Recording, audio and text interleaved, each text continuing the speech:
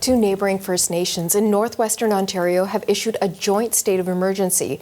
It's in response to what they call a drug epidemic and escalating violence related to drug trafficking. The two communities have previously issued separate states of emergency, and now they are calling on the federal and provincial governments to provide additional resources for policing and security. CBC's Mark Harksall joins me in studio now. You've been tracking this story for us today, so bring us up to speed. What's going on? Well, the leadership in Ginoogaming and Long Lake number 58 First Nations, Natasha, say that this problem has got beyond their control. They are overwhelmed, their residents are scared, and they say many of them are being victimized. The main blame they place, they say, is on drug traffickers who do not live in their territory, but who are bringing product into it, affecting the people who live in them. So these territories are about 300 kilometers north of Thunder Bay, but they are in the Thunder Bay district, which has Ontario's highest opioid-related death rate. Ginoogaming First Nation has about 200 residents. Long Lake number 58, about 550. In various interviews, the chiefs cite widespread drug use supplied by traffickers from outside their territories. So they declared this joint state of emergency on Monday, calling on more help from the provincial and federal governments.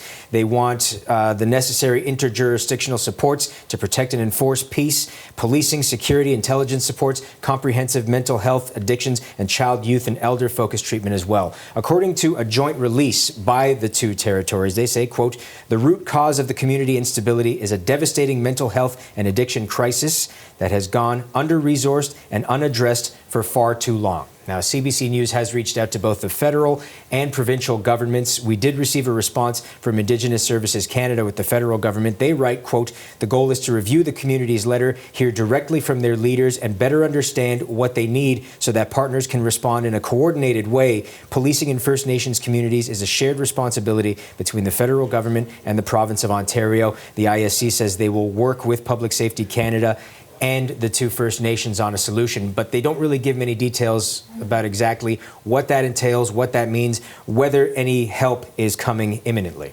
Okay, so while the communities are waiting for some kind of response or action, I understand that at least one of the First Nations has taken matter into their own hands. Yeah, they say this is a last resort. They have to do something. And so Ginoogaming First Nation passed a community protection order bylaw on Tuesday, and they've essentially hired private security to help out with the matter.